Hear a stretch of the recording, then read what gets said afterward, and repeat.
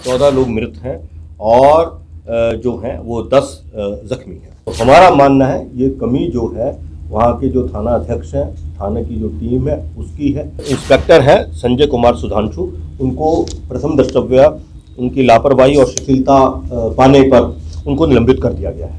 नमस्कार, मैं हूं बॉबी मिश्रा और आप देख रहे हैं बिहार इन शॉर्ट्स। और इस वक्त की सबसे बड़ी खबर पुलिस मुख्यालय से निकल कर आ रही है, जहां डीजीपी एसके सिंघल ने भागलपुर में हुए बम ब्लास्ट मामले पर प्रेस कॉन्फ्रेंस कर बड़ी जानकारी दी है। डीजीपी एसके सिंघल ने बताया कि इस पूरे मामले में कार्य में लापरवाही पाते हुए उन्होंने ततारपुर थाना अध्यक्ष एसके सुधांशु को तत्काल प्रभाव से निलंबित कर दिया है।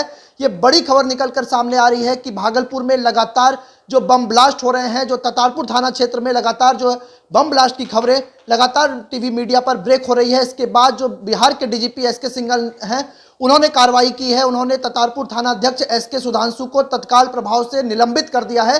इसके अलावा भी डीजीपी ने बड़ी जानकारी दी है। उन्होंने कुल 14 मौतों की पुष्टि की है बम धमाके के बाद, और उसके बाद उनका कहना है कि इनमें 14 मौतें हुई हैं और 10 लोग अभी भी घायल बताए जा रहे हैं। इसके अलावा जो भागलपुर का ततारपुर थाना क्षेत्र है, वहां पर काजीवली इलाके में जो बम ब्लास्ट हुआ था, उसके बाद सीनियर एसपी बाबूराम के नेतृत्व में लगातार वहां पर जो पुलिस की टीम है वो रेस्क्यू ऑपरेशन कर रही है। मलबे में जो लोग दबे हुए हैं उनको निकालने का कार्य लगातार जारी है। पहले सुनते हैं कि बिहार के डीजीपी क्या कुछ कह रहे हैं। और जख्मी लोग जो हैं वह 10 हैं। ये लेटेस्ट पोजीशन है जो 10 जख्मी लोग हैं।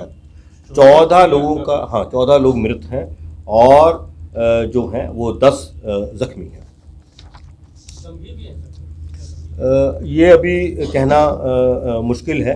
जो जख्मी लोगों का उनका इलाज चल रहा है और वो बातचीत कर पा रहे हैं, तो अभी ये कहना मुश्किल है कि उनको अंदरूनी या बाहरी कितनी गहरी चोट है।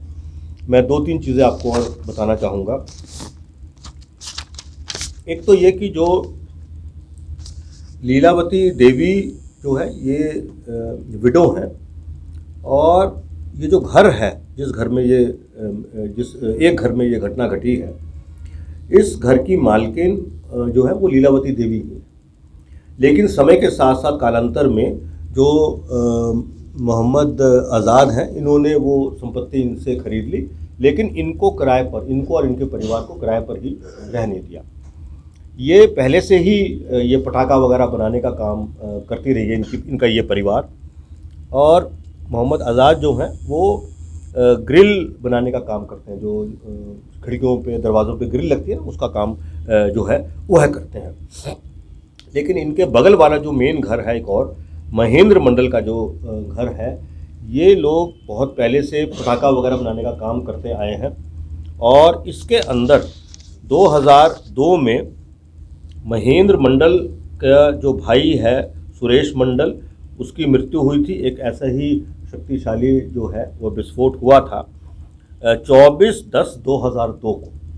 ये विस्फोट जो है उस वर्ष जो दिवाली थी उसके 3 दिन पहले हुआ था।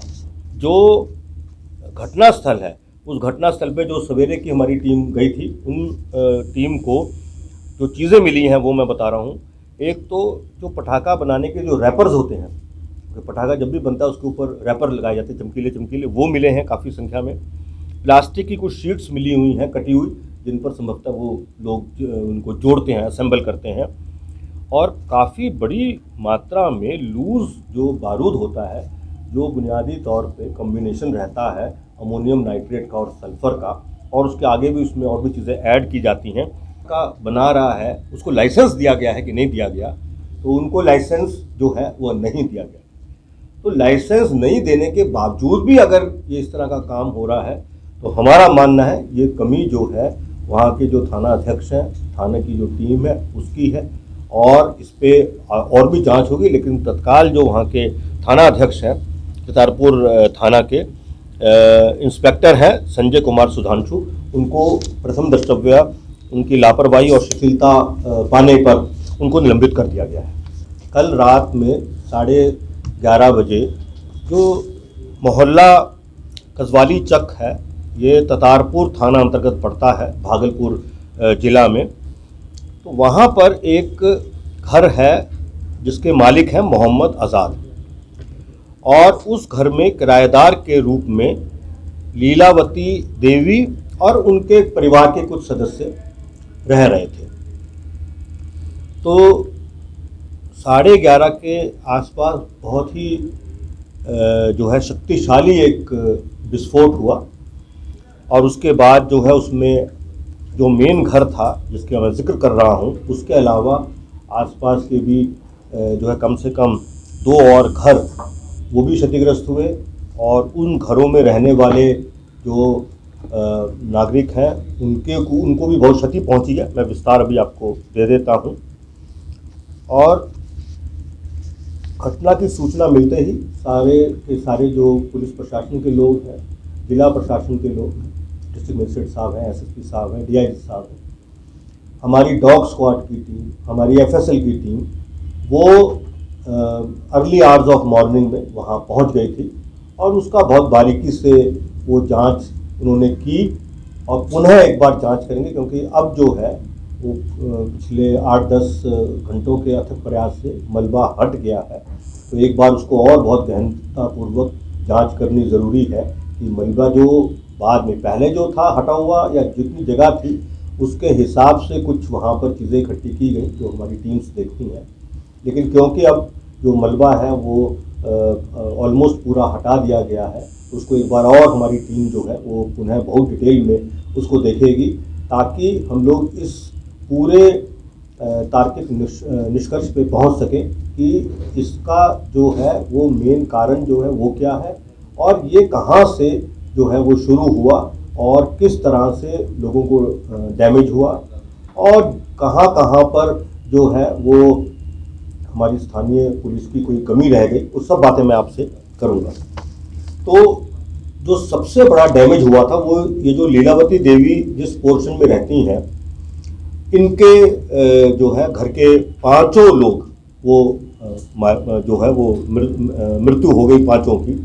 उसमें लीलावती देवी हैं, उनके जो है वो पिंको देवी हैं, आरती कुमारी है, रंशु कुमार है, आयंश कुमार है। ये 5 लोगों की मृत्यु घटनास्थल पर जो है वो हो गई थी। उसके बाद जो बगलगीर है महेंद्र मंडल, उनके घर में जो लोग निवास करते हैं उसमें 3 लोगों की मृत्यु हुई। उनका एक जो पुत्र है नवीन मंडल वह जख्मी हुआ और ये सब के सब जो भागलपुर का हमारा मेडिकल कॉलेज है वहीं पर इलाजरत हैं। तो सुना आपने कि किस तरीके से जो डीजीपी हैं उन्होंने आज पुलिस मुख्यालय में प्रेस कॉन्फ्रेंस बुलाया और उसके बाद उन्होंने इस पूरे घटना पर दुख जताया। पुलिस की कार्यशैली पर भी कहीं ना कहीं उन्होंने सवाल खड़ा कर दिए कि आखिर जो भागलपुर पुलिस है इतने बम धमाकों के बाद भी मौन क्यों थी, कार्रवाई क्यों नहीं हो रही थी। डीजीपी का साफ तौर से कहना है कि वो सुबह से अपडेट्स ले रहे थे कि आखिर मलबे में कितने लोग दबे हो सकते हैं, क्या मौत की जो संख्या है क्या उसमें बढ़ोतरी हो सकती है। जब डीजीपी आश्वस्त हो गए कि अब जो रेस्क्यू ऑपरेशन है वो बिल्कुल चरम पर है और अंतिम सीमा में है, मलबे को हटाया जा चुका है, उसके बाद डीजीपी ने पुलिस मुख्यालय में प्रेस कॉन्फ्रेंस कर बड़ी जानकारी दी। उन्होंने कहा कि जो ततारपुर के थाना अध्यक्ष हैं तत्काल उन्हें निलंबित कर दिया गया है, लेकिन इसमें और भी कड़ियां जुड़ सकती हैं। आखिर किस तरीके से जो वो घर है उसमें जो लगातार विस्फोटक बनाए जा रहे थे, पटाखे बनाए जा रहे थे, हालांकि लाइसेंस किसी के पास नहीं था। इससे पहले भी तस्वीरें सामने आई थी। लगातार जो भागलपुर का ये ततारपुर थाना क्षेत्र है यहाँ पर बम ब्लास्ट रुक रुक कर हो रहा था। कभी जो टिफिन बम मिल रहे थे, कभी घरों में बम मिल रहा था, कभी रेलवे पटरी को उड़ाने की साजिश रची जा रही थी। तो ऐसे में कुल मिलाकर डीजीपी एसके सिंघल हैं, उन्होंने बड़ी कार्रवाई की है और बड़ी जानकारी उन्होंने पुलिस मुख्यालय से दी है। फिलहाल बिहार इन शॉर्ट्स में इतना ही। अगर आप ये वीडियो यूट्यूब पर देख रहे हैं और अभी तक हमारे चैनल को सब्सक्राइब नहीं किया है तो तुरंत कर लीजिए। यदि आप फेसबुक पर देख रहे हैं तो हमारे पेज को फॉलो करना ना भूलें।